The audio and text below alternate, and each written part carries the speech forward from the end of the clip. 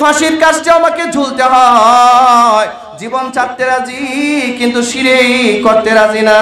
ঠিক কিনা যদি বলেন মুসলমান ভাইয়ের আমার, আল্লাহর নবী বললেন, হে মুআজ, স্রষ্টা হিসেবে, মালিক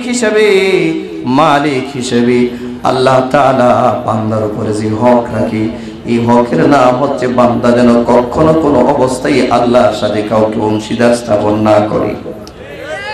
এটা বান্দার উপরে আল্লাহর হক। বলুন, বান্দার উপরে কার হক?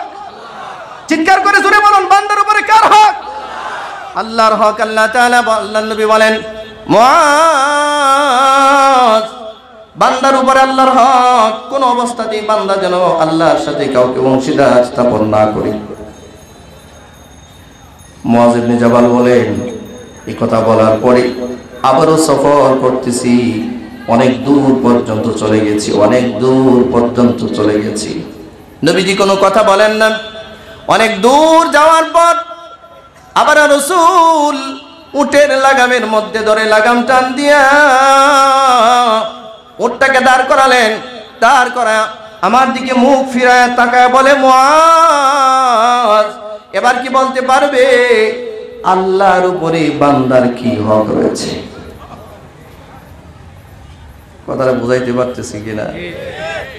গুরুত্বপূর্ণ একটা হাদিস। মুআজ ইবনে জাবাল জীবনে এই হাদিসটা কাউকে বলেন নাই। ইন্তেকালের 2 দিন আগে 2 জন সাহাবীকে ডাক দিয়ে বলছেন, যদি এটা না বলে যায় হাদিস গোপনের অপরাধে হাসরের মাঠে আমি অপরাধী সাব্যস্ত হইতে পারি। এই জন্য বলে যাচ্ছি।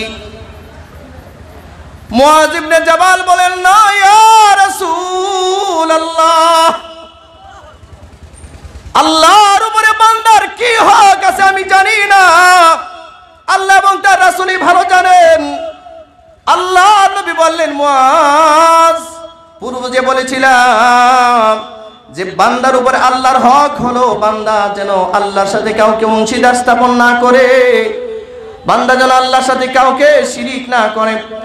এই কাজটা যদি বান্দা করতে পারে তো আল্লাহর উপরে বান্দার হকটা হইল এত দামি হক, এই বান্দা বান্দিরে হাসরের মাঠে আল্লাহ বলবেন, যা আমি তোরে জাহান্নামের আযাব দিব না, আমি তোকে জাহান্নামের আগুনে পোড়াবো না।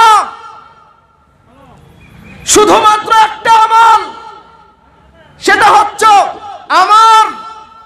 আমার সিফাতের সাথে, আমার ক্ষমতার সাথে, আমার কুওয়াতের সাথে, আমার জাতের সাথে, আমার সিফাতের সাথে তুমি কাউকে অংশীদার স্থাপন করো নাই। এতটুকু দৌলত শুধু আমার কাছে নিয়ে এসেছো। রাসূল বলেন, এই ক্ষেত্রে বান্দা হিসেবে তার রবের কাছে, স্রষ্টার কাছে, মালিকের কাছে, আল্লাহর কাছে সবচেয়ে বড় হক হচ্ছে আল্লাহ এই বান্দা বান্দিকে জাহান্নামের আগুনে পোড়াবে না। আল্লাহ। সার কথা কি বোঝা গেল?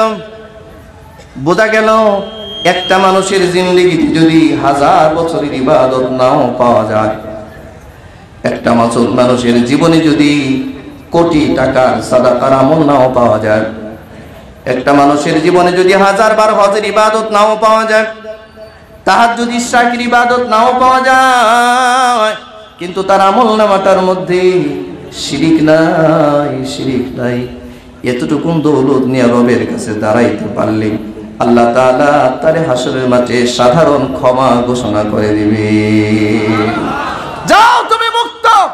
এই জন্য আল্লাহ তাআলা বলেছেন, ওয়া'বুদুল্লাহ ওয়া লা তুশরিকু বিহি শাইআ, বান্দা আমার ইবাদত করো তবে আমার সাথে শরীক করো না। ইন্নাশ শিরকা লাযুলমুন আযীম, শিরিক মস্ত বড় একটা জঘন্যতম গুনার নাম, এটা করা যাবে না। আমার প্রিয় ভাইরা, এই জন্য আমি তো আমার তেলাওয়াতকৃত আয়াতে যেতেই পারলাম না। এই জন্য বলতেছিলাম, দেখবেন এদেশের কিছু বর্ণচোরা, এদেশে কিছু ধর্ম ব্যবসায়ী নির্বাচনের আগে আমাদের মানুষগুলোর সামনে ধর্ম ব্যবসা শুরু করে, মাথায় টুপি উঠায়, 5 বছর ক্ষমতায় থাকলে একদিনও টুপি দেয় না, মাঝে মধ্যে জুমার নামাজে গেলেও টুপি দেয় না। যদি তারে টুপির কথা কেউ বলে, উল্টা মাসলা দেশে উল্টা ফতোয়া দিয়ে বলে, মিয়া টুপি পরা কি ফরজ নাকি? ঠিক কি না? টুপি পরা কি ফরজ নাকি? অথচ এই ধর্ম ব্যবসায়ী নির্বাচনের আগে টুপি মাথায় দিয়ে দিচ্ছে। ওরে হুজুরে কষ্ট পাইতেছে, মনে মনে ভাবতেছে হুজুর আর কইেন না, আর কইেন না হুজুর, ব্যথা পায়েন না, ব্যথা পায়েন না। এই দ্বীনি মার্কাজ আল্লাহ চালাবে, কোন মুনাফিকের সহযোগিতার প্রয়োজন পড়বে না ইনশাআল্লাহ। আল্লাহর দিকে মোতাবাজ্জ হইলে আল্লাহ সেটা করে, ঠিক কিনা? জোরে বলুন ঠিক কিনা? সারা বছর মাথায় টুপি দিবে না,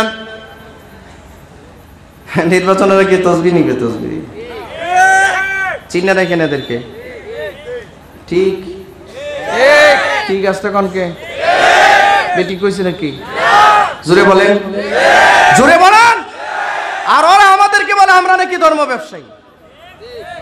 আমরা জীবনে শুরু লগ্ন থেকে টুপিটা যে উঠাইছি, টয়লেটে গেলেও টুপি ছাড়া যায় না, টয়লেটে গেলেও টুপি ছাড়া যায় না। আমরা সময়ে সময়ে টুপি খুলি না, সময়ে সময়ে না, সুযোগ মতো না, সব সময় করি। নবীর দাইমি সুন্নত এটা, ঠিক কিনা? ধরে বলেন। শুধুমাত্র পূজার আগে ধর্ম যার যার উৎসব সবার, আসো সবাই মিলে মূর্তি পূজা করি, শিরিক করি, আসো শিরিক করি। কিন্তু ঈদের আগে, জুমার নামাজের আগে, কুরবানির আগে কখনো বলে না ধর্ম যার যার উৎসব সবার, আসো সবাই মিলে কুরবানির ঈদ করি। তার মানে এগুলো বর্ণ চোরা, এগুলো ঈমান চোরা। এই ঈমান চোরদেরকে চিনে রাখতে হবে। রাজি আছেন? রাজি আছেন?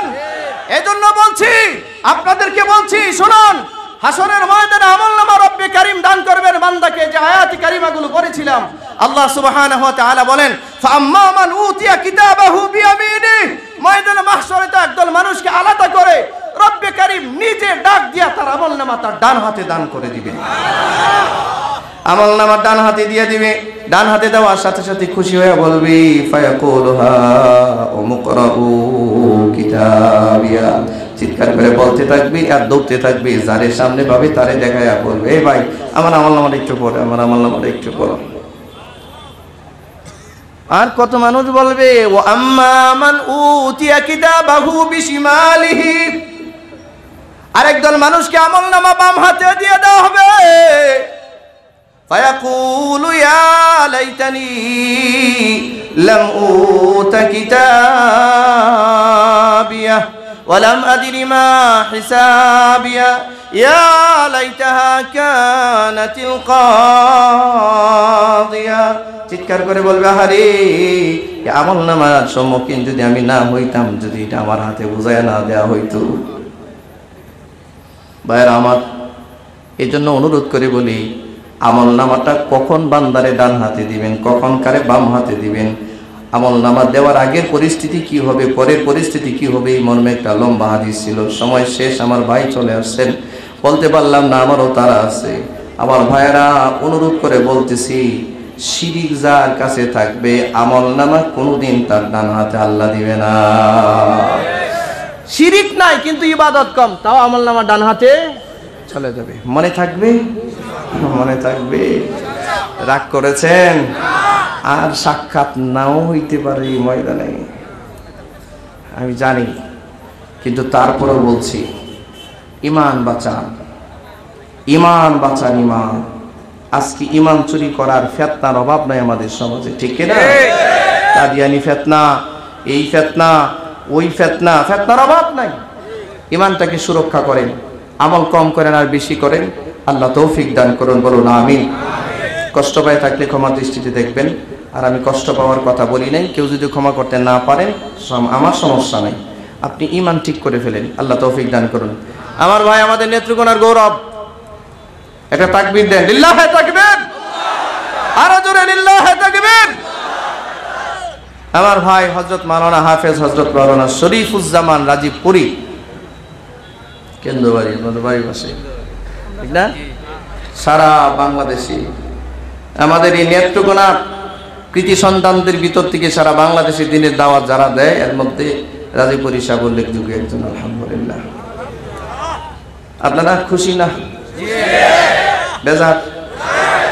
আমার বাড়ি কিন্তু নেত্রকোনা, বারহাট্টা, বৃহত্তর ময়মনসিংহ।